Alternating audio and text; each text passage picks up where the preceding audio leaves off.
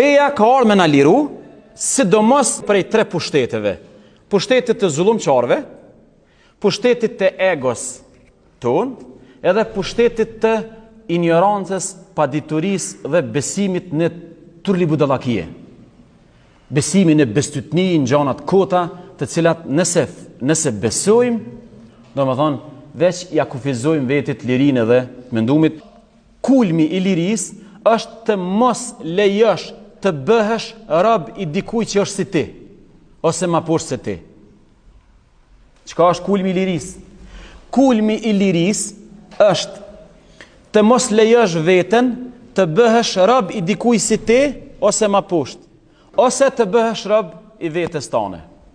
Prandaj, qysh mu liru prej robrisë njëri tjetrit?